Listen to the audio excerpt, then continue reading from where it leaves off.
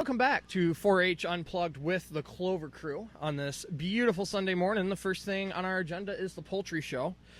With that being said, we brought in a special guest this morning to tell us a little bit about their time as a poultry showman, Mr. Mike Ruthig. Mike, how are you this morning? Good morning. Fantastic. So, I've heard a lot about your career as a poultry showman. I heard you're quite the poultry showman, quite a victorious poultry showman. I hear you're one of the greatest there was for Jackson County. It was? Yes, that is true. Yeah. Yes. How many years did you show poultry? 11 years. 11 years. 11 years. Gotcha. What was your favorite part about showing poultry? Was it showmanship, market? Just what was your most favorite part about it? My favorite part about poultry showmanship is you're one-on-one with the judge. So it's a little bit different than some of the other livestock where you're in the ring with multiple people and there's multiple kids out there at the exact same time. In poultry showmanship, you are literally, it's just yourself and that judge. So there's a lot more interaction there. For sure. If you had to pick a least favorite part about showing poultry, like what was the one thing that's just like, not your favorite?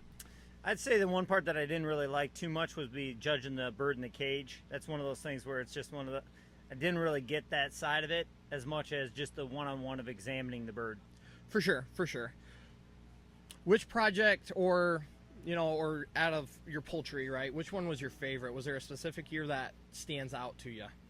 My specific time that I probably was when I was a junior showman, and I was in showmanship as a junior, and I'd beat out the seniors for the actual prize of overall showman. So it was kind of fun being 10, 11 years old and beating out the 18-year-olds. Oh, for sure. It really shows how it doesn't matter how old you are, as long as you put in the effort and and you have the talent for it, you really can be a really phenomenal showman. Yeah. So life is definitely about discipline. So by putting that discipline in, just practicing every day and getting better every day, what you can do to actually succeed.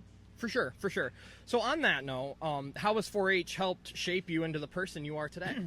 4-H helps on a lot of, on a very large scale when it comes to like poultry showmanship exactly, is you're dealing with somebody that's in the adult world as a child and you're learning how to interview, how to present yourself, how to carry yourself, how to answer questions like in an interview setting, and then just the discipline, and learning how to do something and get better at it every single day. For sure. There's a lot of skills to be learned in 4-H. And which skills do you think you honed in on the most with being involved in 4-H? A lot of it is being a presenter, in an interview setting where you're dealing with somebody that's asking you questions and you're taking knowledge and then learning how to take that knowledge and pursue it and then, regurgitate it back to that judge. For sure. And those skills, I'm sure, are very helpful in the workplace. And getting out into the workforce once you graduate high school, college, etc.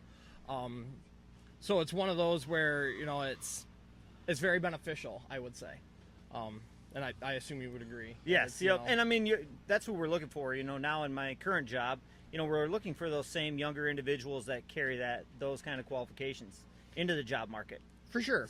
And it gives them a way to practice it. It gives them a way to be able to build that.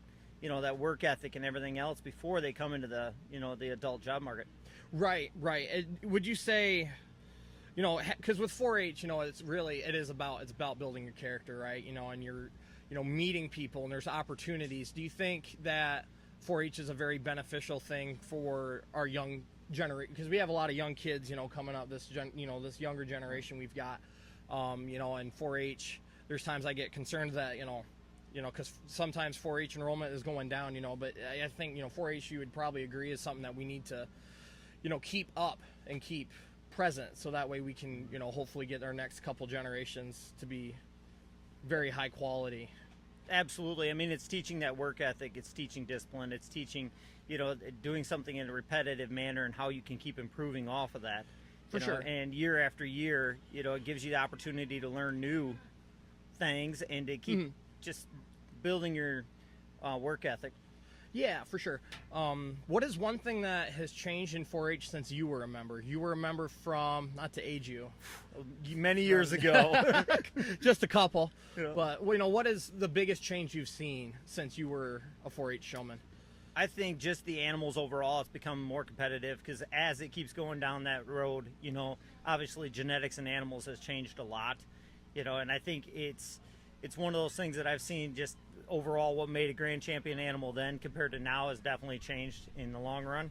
Right, So right. I think but I mean, the same showmanship book that they use today is the same one that I used when I was 10 to 15 years old. Right, right. Is there anything that today's members could learn from your generation of 4-H? I think it's the same thing that they're learning now. Is just, that the discipline, sometimes it's putting that phone down or putting that iPad down and spending the time with the animal, spending time practicing. It's that repetitiveness. If you do something, anything, and you Right. do it 5 minutes a day, you will get good at it eventually, and you will improve at it. Right, right. So- Starting making a healthy habit, right? And to put it bluntly, get off the couch, right? Yep. It's get out there, and get after it, and And not to age myself, but we didn't have smartphones then, so we weren't staring at a screen. So Right, right. Which technology is, it's come a long ways, and in a lot of ways it's great, but in other ways it's not exactly the greatest thing. And I think 4-H really does get these people involved. But what advice would you give to a 4-H member today? try different things. Get out of your comfort zone. If you're not showing sheep or you're not showing pigs, I mean, even if, like myself, I loved poultry, but also showed just about every other, animal that there was to show. So it's getting out of your comfort zone, doing something different, because you're going to learn things across that then you can take back to maybe your favorite species or favorite animal, that you can Right. bring back to use in that sense. But, it's do something different, try it. Change as an adult's probably one of those things that people like the least. So if you do it when you're younger, and that uncomfortableness becomes something that's more comfortable for you as you age. Oh, for sure, So- for sure. What was your most favorite part about the county fair growing up? I think part of it is definitely meeting with friends and family. I think the camaraderie Yeah. that goes on, we look forward to it every single year. And I'm a competitive person, so I like the competitiveness. Yes, I yes. like the challenge. I like of going in there and having the chance of walking away with that trophy. Yes, yes, and having family, before you go in the ring, it's we're just hanging out, having a good time, and it gets competitive, right? Oh, yeah. Siblings, cousins, it's always a good time, and at the end of the day with family, we're all still cool, Yep. we're all calm, cool, collected. We're gonna get competitive, and that's okay. We need the competitive spirit. Gives you bragging rights for the rest of the year to Yes. talk some trash and stuff to your cousins. and Exactly, stuff. exactly. Come Christmas, Christmas party at grandma's house, hey, you remember that class, So it's always a good time. But do you have a specific mentor or leader who made a lasting impact on you? For myself, it was Neil Kentner. He was actually a poetry judge. So I walked down that path of, kind of learning how to judge poetry and things along that line. So I was job shadowing him at other fairs. Gotcha. And I learned a lot from him. There's so many leaders that are in 4-H that are more than happy if you just by a simple question of asking, hey, I want to learn more, showing interest, you can team up with a lot of people that are in the trade, and just learning a whole lot of new things. For sure, for sure. What is one thing that you hope never changes with 4-H? Like one thing that stays consistent for the rest of eternity? I think the one thing that stays consistent is we just need to keep getting adult volunteers to come back. Yes. That's the one thing that we need to do is invest time in these kids and just keep that growing. And I know we're all super busy, but at the end of the day, we just got to keep investing that time back, because this future generations are always going to be, it's such a needed thing for us to teach what we've learned in our adult world back to the kids that are coming up. Yes, So- yes. So that's pretty much what you'd say to someone who's thinking about volunteering for 4-H, right? Like you just, it's There's what not would- many things that are as rewarding as doing that. right, right. You Because know. it is a very rewarding thing teaching these kids how to do things, right, and how to have a good work ethic and to keep things moving, right. You don't want to, that and staying focused too, right. There's times I'll try to multitask on things, does not go well. And you start one project, I'm halfway through this project, start the next one, doesn't. I never finish one or the other. Well, think about how great it would feel to be 10 years from now if a kid come up and said, hey, remember what you taught me? Yes. Just in the little things. Yes. Just in the little things of learning how to do something, and just Oh, for sure. the very small task of something that you never know when you're going to be instilling something into a child's life. So Right, right. What would you say 4-H means to you? it means to me is a great and fantastic program to get kids off the couch, to get them away from the screen, to teach them work ethic, to teach them discipline, to teach them life skills that they can carry on for the rest of their adult life. For sure, for sure. It's very influential. So You know, and we need it. You know, it's there's no other program that I can think of that's like that. Maybe sports programs for school or something along that line. But Right. other than that, 4-H fills that gap. They fill that void of, just training young folks to be future adults and productive adults in society. right, right. So circling back to your poultry showmanship career, what made you want to get into doing chickens? What got you started? I've always loved chickens, so it was an easy call on that. I mean, at one time, I don't know, I had 200-300 birds, so I've shown just about everything that's Gotcha. under the thing. But when you show a chicken, it's literally one-on-one with that judge, and you have to talk through every single item that you're examining to the judge. So it's an interaction where it felt to me like it was one of the hardest showman thing to show, Right, but one of the most competitive. right, right. And it's very in depth. Yep. So Very in depth. So that's why I like showing chickens probably more than anything else. So right, right. What is the weirdest fact that you know about chickens? What's something like I have no idea? What's the weirdest fact you've got? oh man, that's a tough one. I'd have to think about that one. Well, on a not weird note, they taste delicious, but we're not, we don't get into that. But what are the top things you look for when picking out chickens to show? When I'm picking out a chicken to show, we're looking for a bird that's in the middle of their maturity. So not something that's too old, not something that's too young. Something that's right inside that maturity range. Usually that happens in the 1.5 to 3-year-old range for a bird, depending on what kind of chicken you're looking for. We're looking for something that's not in molt, and then that in its qualifications hit the standard of perfection. So for Right. chickens, the standard of perfection pretty much lays out what that particular breed should look like. Right, for sure. If you had to pick a favorite chicken from your entire career, which one was your favorite? I enjoyed showing standards. So what that means is it's just they're not bantams. They're really small chickens. They're medium level chicken. My favorites would probably be a set of Jersey Black Giants that I had. Oh, okay. So and on that line, it's just one of my favorite breeds that were both meat and laying breed. So that was one of my favorite sets to show.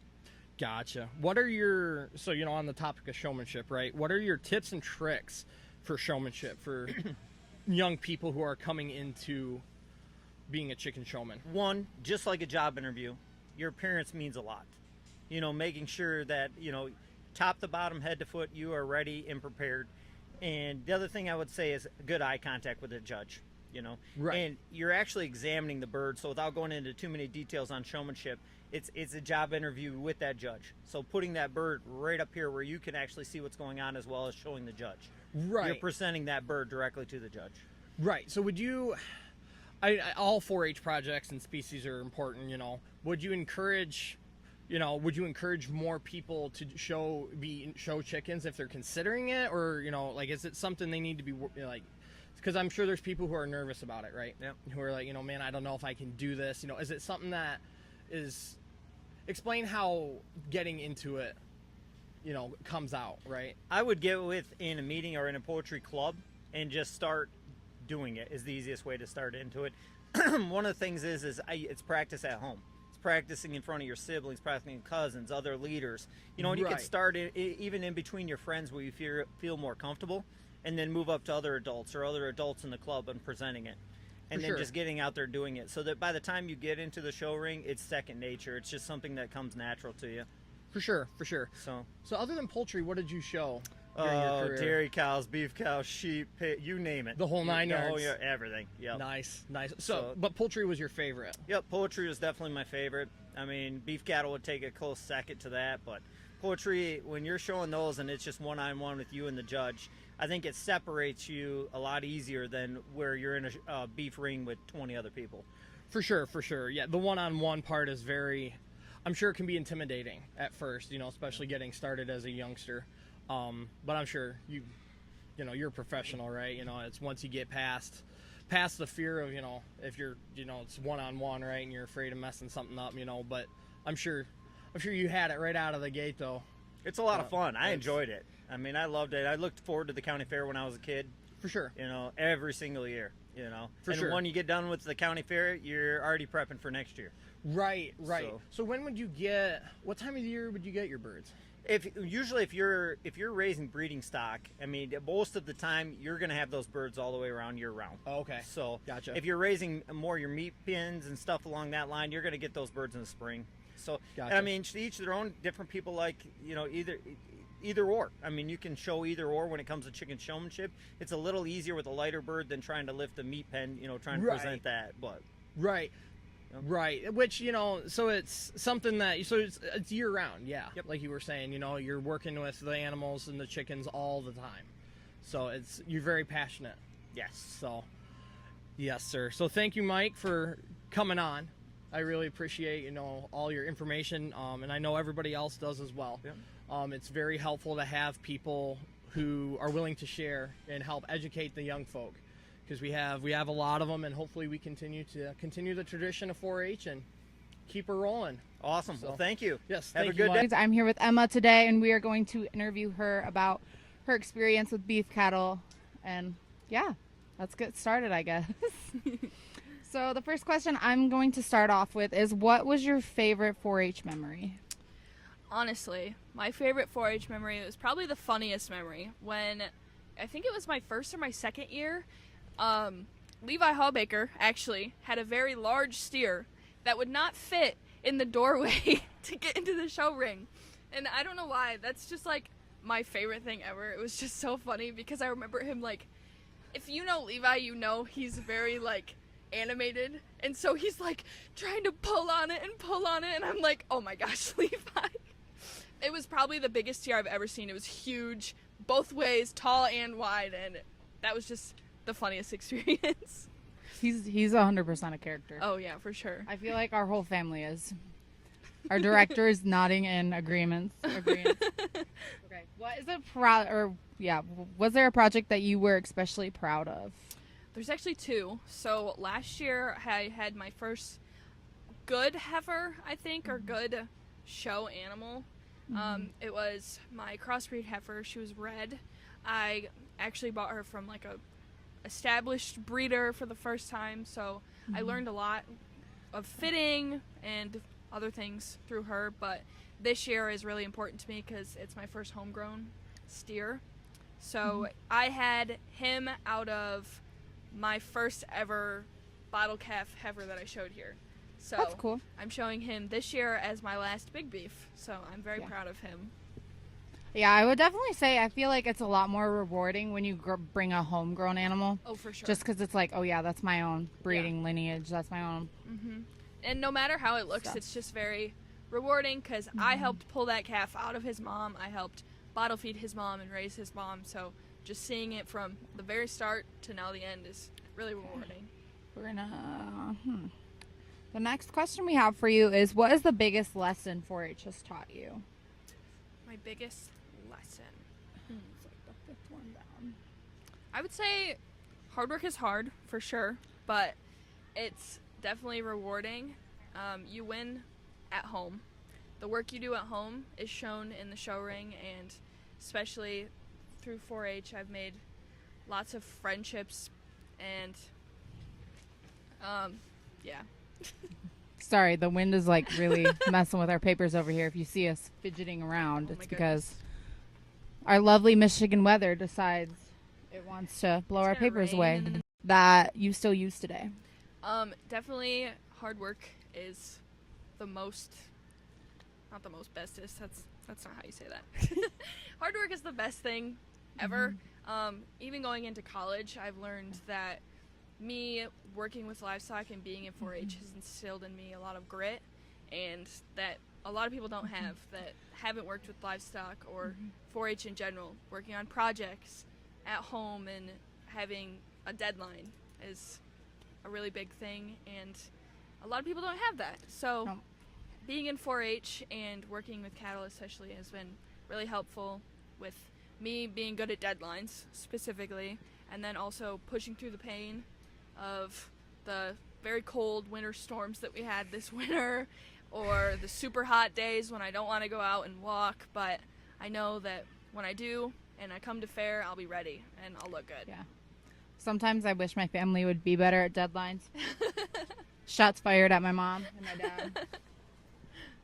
But okay, we're gonna move on to talking more about the beef aspect side of things, just so you guys kind of know that we're not going crazy off topic here. But what is your favorite fact about beef cattle, My favorite fact about beef cattle. or like maybe just favorite thing? Probably that they're a group species. Like, they all have besties, because I love my best friend and I want to be with her 24/7, and so I totally get that. I relate to the cows completely. And actually, when they don't have somebody with them, they can actually get depressed, which is pretty relatable to humans as well. So yeah. I think that part about cattle is very relatable, and it shows their personalities. I feel like a lot of things that, or a lot of, I don't really know exactly how to word this, but I think a big thing that people don't understand with cows is they are a lot like dogs. Like, you can build those relationships with them They are to big where they're puppies. like running outside to you, which is kind of a bad thing at times when your old show heifer's like 2,000 pounds, something like that, when she's pregnant and she's running you over at the feeder. Yes.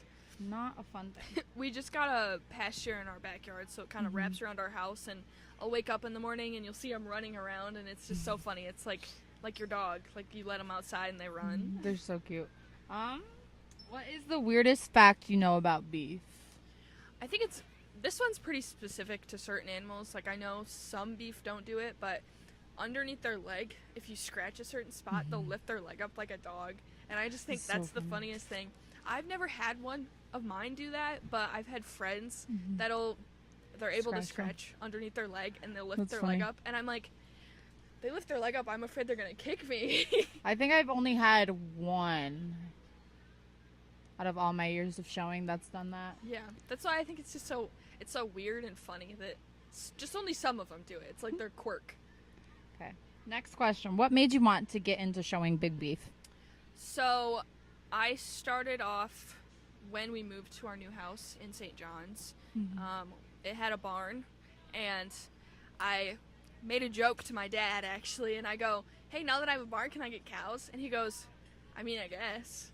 So that was kind of the beginning. We made some little stalls for bottle calves inside of the barn because we had no pasture.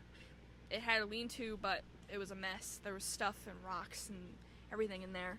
So just me joking kind of started it. We built those pens in there, and that's how it started. Then we built all the pasture in the front by ourselves. We cleaned everything out, and that's how I started.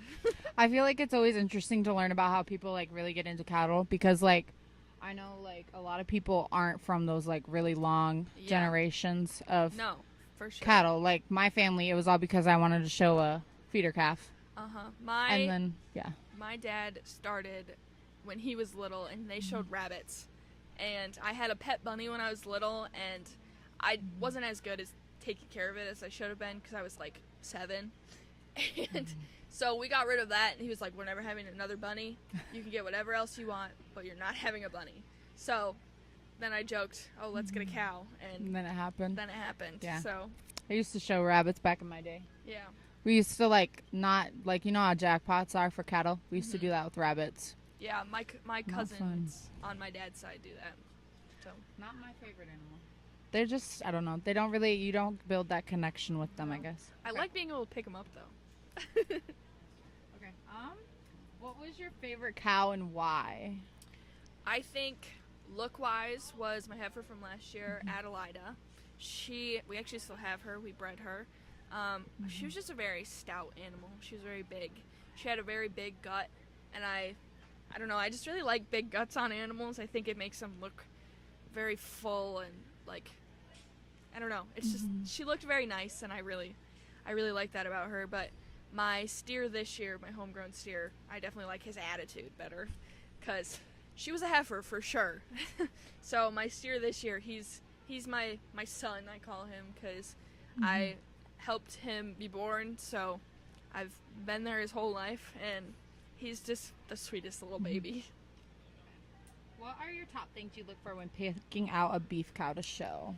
When I haven't picked out one in a while since we do homegrown now, and I just kind of like, oh well, that's what came out, so I guess that's what I'm taking. But when I picked out my heifer, I really was just getting into it, and I've only ever had to pick out 2.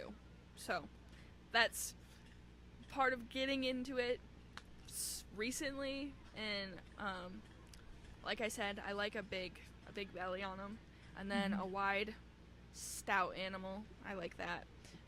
With my brother's Hereford especially, this is kind of a weird way Visual, to say this, yeah. but he kind of looked like his skin was just kind of there, and so I knew he was going to fill out well. He had room to grow, and I could see it in him as a prospect. So that's kind of what I looked Kind for. of like, I don't know what like everybody else calls it, but for us, we normally call it in their awkward stage. Yes, in their awkward stage. Like they're looking like really, you're like, he has potential, but he looks like, Yeah, he needs a lot of food. well, yeah. What is your least favorite thing about showing beef? My least favorite thing is probably how big they are. They take up a lot of space, and therefore you need a lot of space. I've had people, like I've seen some things on Facebook of people will keep them in, like breeding animals, they'll keep them in small areas, and I just think that that's not okay. If you want cattle, you got to have enough space for them. So that's something I don't really like, is because I would love everybody to have cows, and because cows are awesome, but they take up lots of space, so you need the space for them. And then they're also very expensive. I've been hanging out with my goat and sheep friends, and they're telling me how much their feed is, and I'm like, oh, that's so nice. I really wish I could spend that much. Yeah, no. It's, especially if you get like that high-end good stuff to actually fill it out. Oh, yeah, for sure. Crazy. What are your what's your main tip and trick for showmanship? For showmanship, I would say showmanship is my favorite thing ever. But I would say walking them into setup is my number one skill that I always make sure all of my animals have. It makes you look better, than you're not messing with their feet all the time. I say you only use the show stick to loin them, get their tail down, and scratch them. And that's it. If they step out of line, you can pull them forwards, and training them to do that is a really big thing.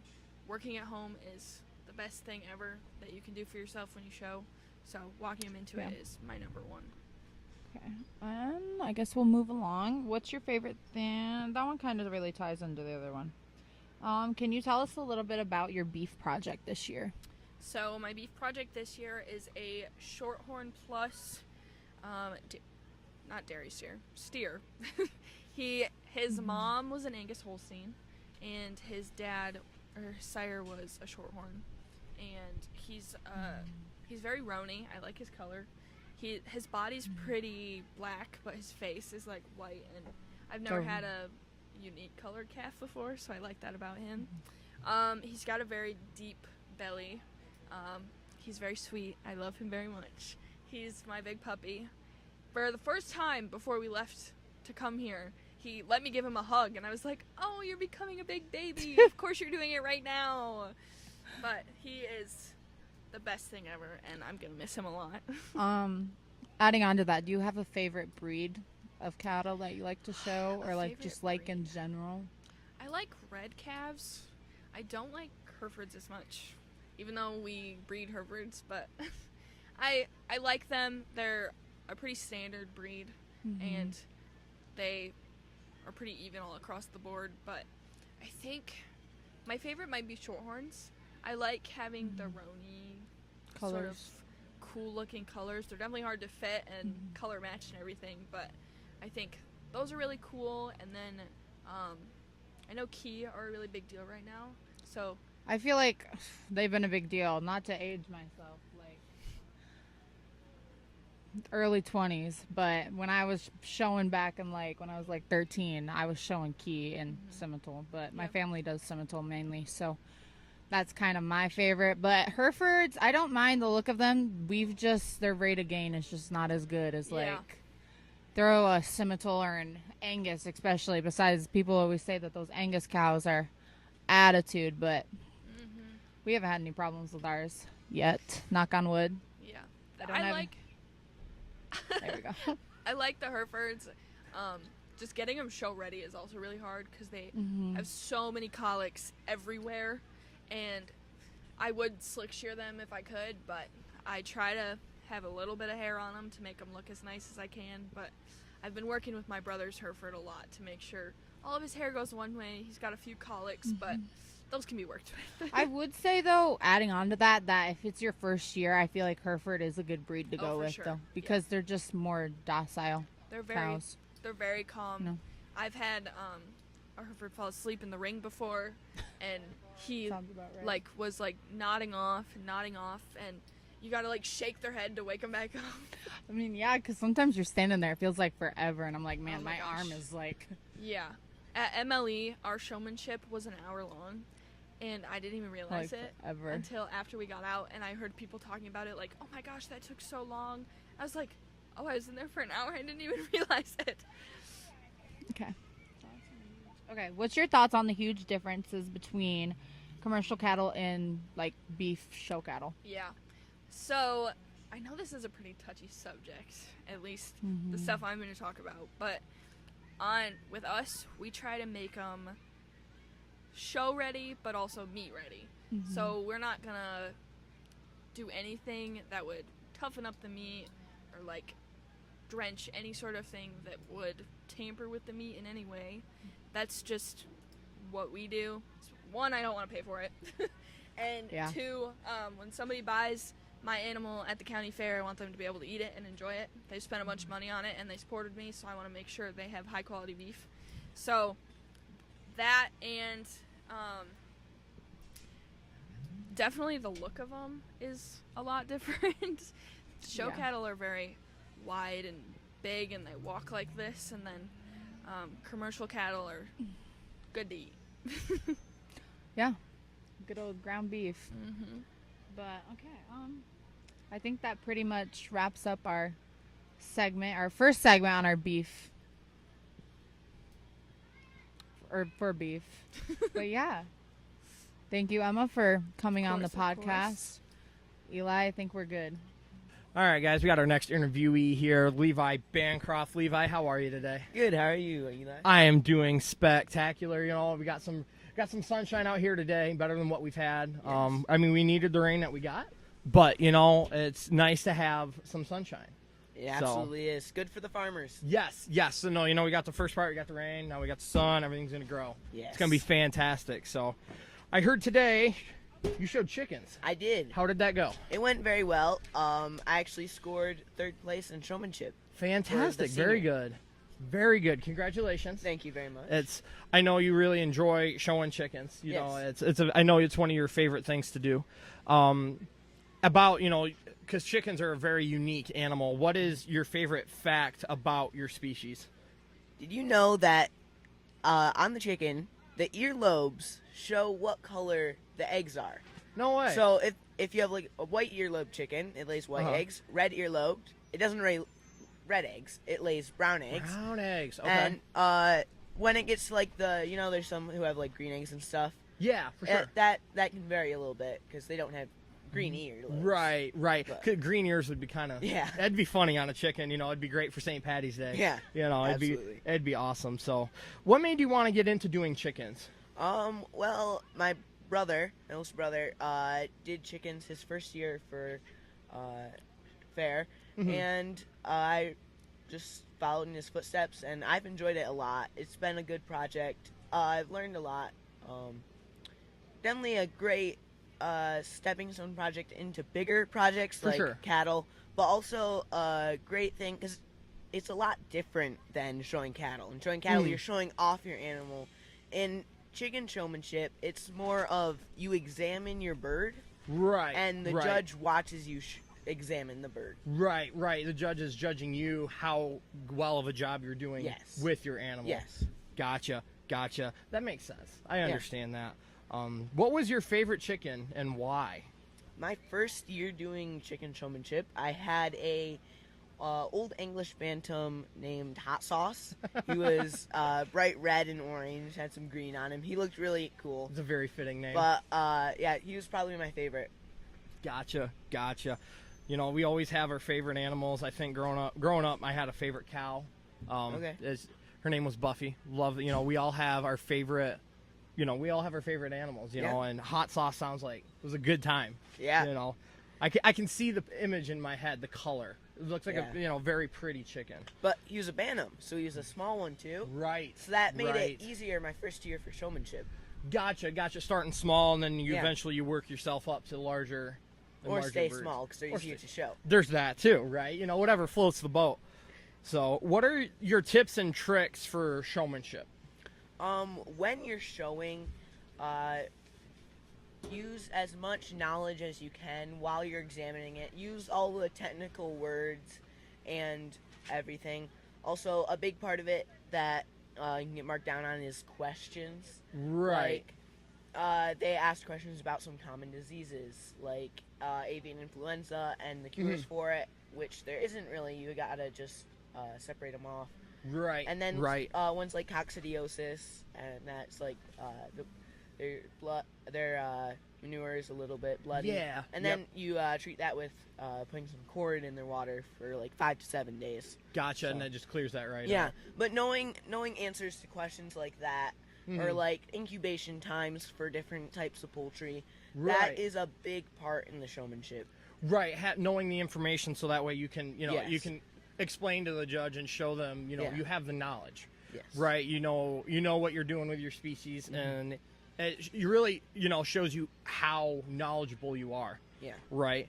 So, what is your favorite part about the county fair as a whole? You get to come in with a bunch of people who do what you do, who have a lot of the same hobbies, and you get to just hang out with them for a week. You get to just exhibit. You get to do projects that you've been working on all year long, Right. and finally see Right. the conclusion of it. So that is really cool. It's very satisfying, you know, Yes. working on something like you said, all year, right? You know, whether you started with something last fall, you know, started this spring, you Yeah. know, and then it's the finished product. Yes. You know, it's very rewarding. That's a really good point. You know, it's the reward factor at the end of it. You'll have a job well done. Yeah. Is very, very rewarding. So, what is the biggest lesson that 4-H has taught you? You need to be responsible.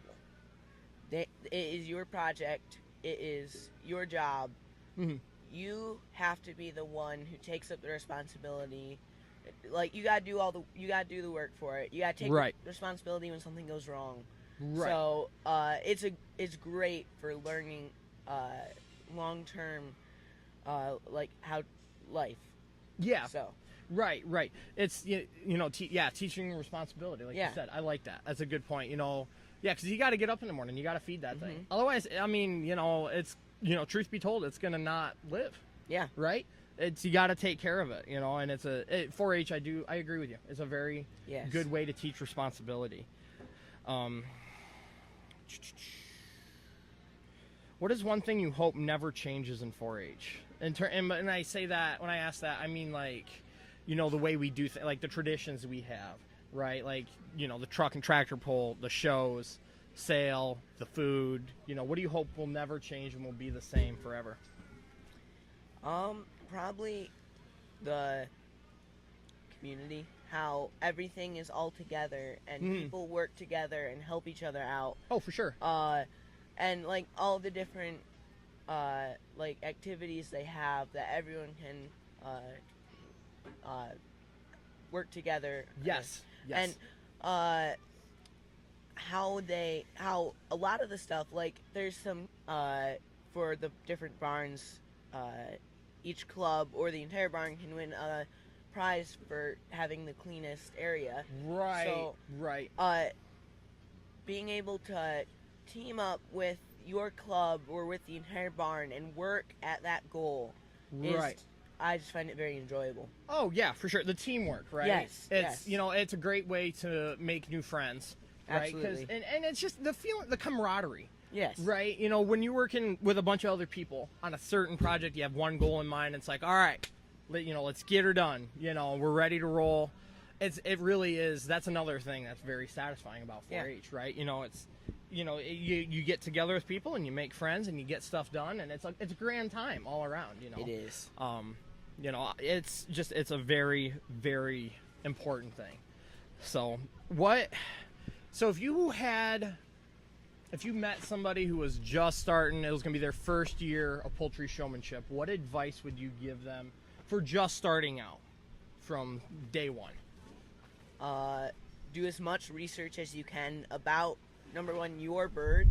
You want to know what the specific colors of, let's say, the skin, the beak, the comb. You want to know the type of comb. You want to so you just want to know a lot about your breed of bird and Right. what is breed correct for your bird, because you want to show that to the judge. You want to be like, this bird is supposed to have cream colored skin. This is correct. Or if it's wrong, like, let's take last year I had a chicken who was supposed to lay green eggs, and it laid brown eggs. Oh. And the earlobes were the wrong color. Oh, So I okay. pointed that out to the judge.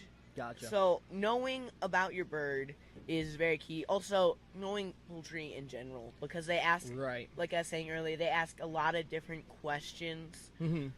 about poultry in general, Right. like different breeds of, let's say, turkey. Oh, Not yeah, not yeah. everybody knows that. So Yeah. just going through and doing a lot of research For sure. and finding a showman who is older and who has Mhm. done it before, and having them show you the different steps Right. of examining the bird.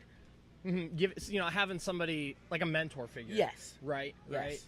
And so you're what, in your 7th or 8th year? Eighth year. My goodness. I mean, so you can kind of start being a mentor to these people, and Yeah. it's really you're very knowledgeable about your project, Yes. and that's something that's very I try to important. be. Oh, I believe you are. So it's really, it's nice to see how passionate you are about Thank you. poultry and keeping things, being so knowledgeable about it. I really enjoy seeing that. It gives me faith for the next generation. So I do have a couple questions, not quite as serious, but what's your favorite food out here? Because I am a food connoisseur. Out at the fair. Out here at the county fair, yes. Ooh. Because we got mozzarella sticks, French fries. They don't have it every day, but what the lamb sandwiches? Oh, those are good. What, I forgot what day that's on, but those are so good. They are good. They are Not good. everyone likes lamb, but I like eating lamb, and For sure. it is It- delicious. I have never had a bad one. They're Yes. amazing. It is. Oh, that, and I'm gonna be honest with you, the sweet corn's not bad either. Yeah. It does get stuck in my teeth. There's that. But that's just how it goes. Yeah. The slushies. I like slushies. Levi, what are you most excited about for fair this year? Probably just being able to spend time with friends and finish all my animals. Being able to show Right. them finally Yes. after months of preparation for that. Right. It circles back to how we love the satisfaction at the end of the year, right? Yes. At the end of the fair year, right? Yeah. Being able to be finished up with everything, and it's super super rewarding. So other than, because I know you've got poultry, what other Yes. projects do you have? For animals, I do swine and prosthetic beef. Okay. And then for still projects, I have baking. I made a Austrian chocolate cake. Ooh, that sounds good. It was very good. I did sewing, so I made a pair of men's dress pants. Oh, nice. And then I did woodworking, making an outdoor bench. Okay. And photography, I entered 4 different photos, and my one about that had portrait won or overall, so that was nice. Congratulations. Thank you. And then I entered oil and acrylic in painting and drawing, pencil and colored pencil in painting and drawing, and markers painting and drawing. And in addition to that, I also made a advertisement poster for printed design. That was fun. And then one of my most favorite projects I have been working on a 1975 Chevy dually pickup truck, and this year I brought to fair the cab. Awesome. So we replaced the entire floor, okay. the rockers, and the cab corners. Oh, okay. So So cut it it's- all out and put in new panels. It's like it's brand new cab at this point. Pretty right? much. Nice. It's- Nice. It's gonna be sweet once it's done. Gotcha.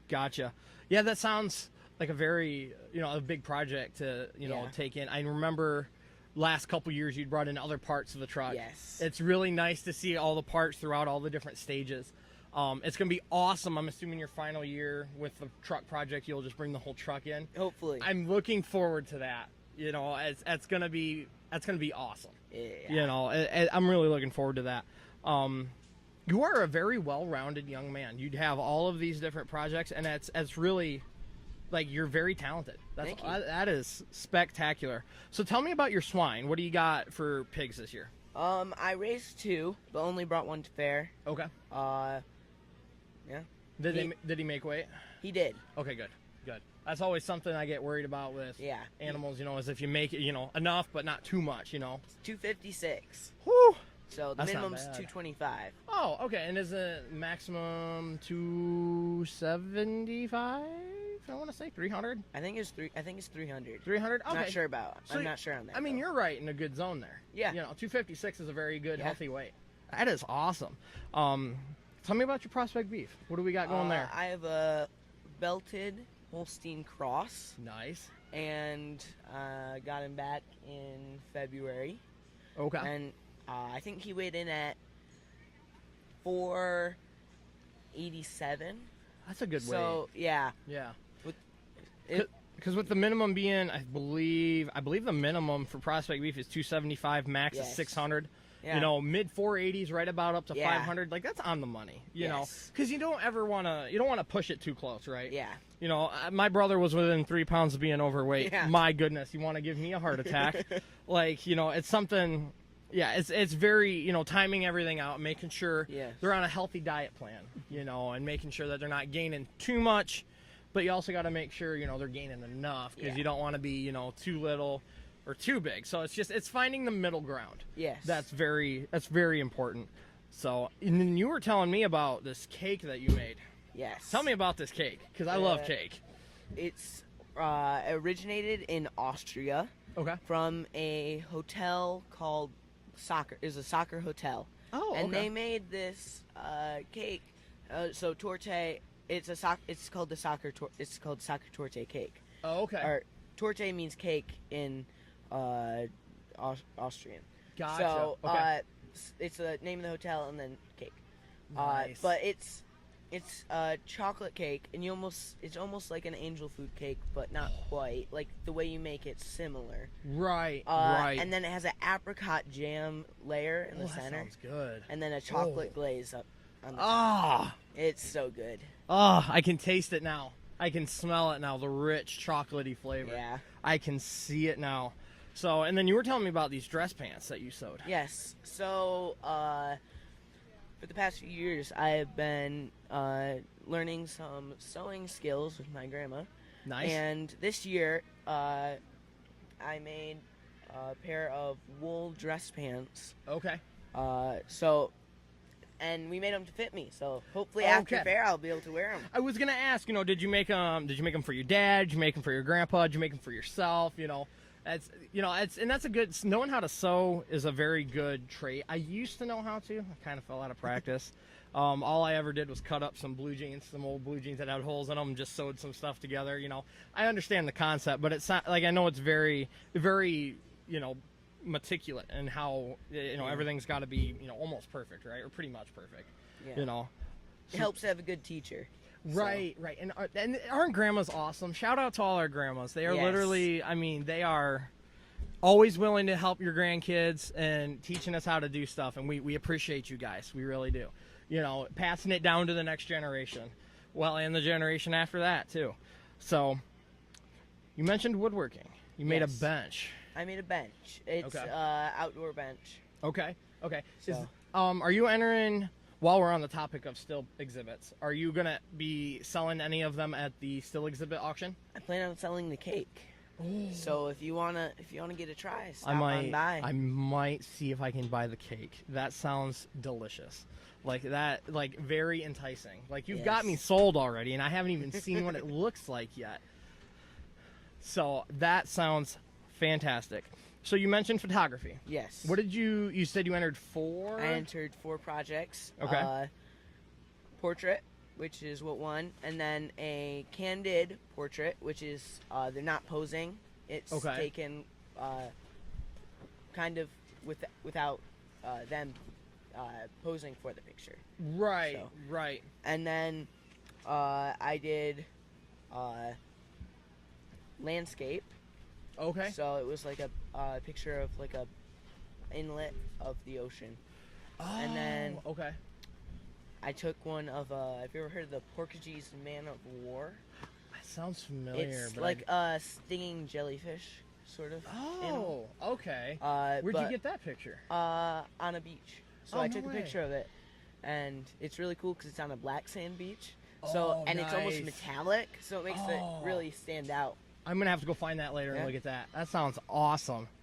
My goodness. And so, and then you also did painting and drawing. Yep. I painted a picture of an arched doorway, and then Okay. I did a duck out of markers, Ooh, and then I sketched a snake in the desert with Awesome. pencils. Okay. Did any of those win any awards? I don't remember. Nope, not this year. No, hey, there's always next year. Yes. You know, you got a lot of years left. You know, and then printed design. What is? You'll have to explain that to me. I don't recall. I don't remember there being printed design when I was still in 4-H. So it's in with the written communication, printed communication. Okay. But what I made was an advertisement, and just formatting it so that it was most enticing, and Mhm. just making it the most creative. What was your So- what was your advertisement about? What were we selling other than the very delicious sounding chocolate cake? Fertilizer. Oh, okay. So actually, a carbon soil enhancing made by Monty's. Oh, So okay. it Gotcha. helps boost crop yields by enhancing the soil, not necessarily the plant. So it's more of a Hmm. long-term. Okay.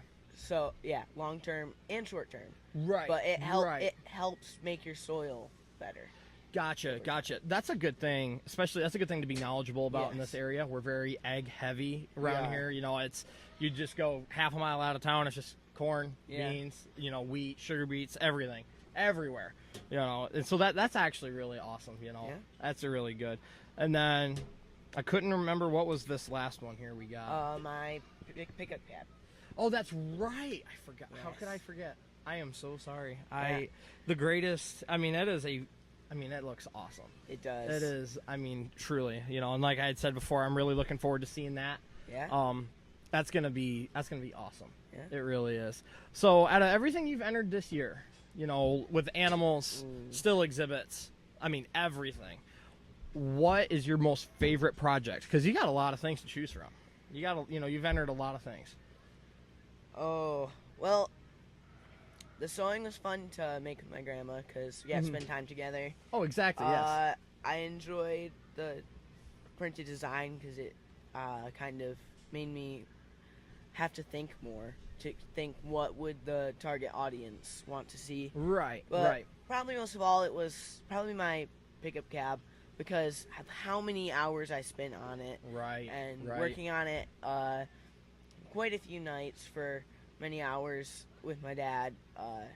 A lot of cutting and welding, and we used some panel adhesive to glue some together.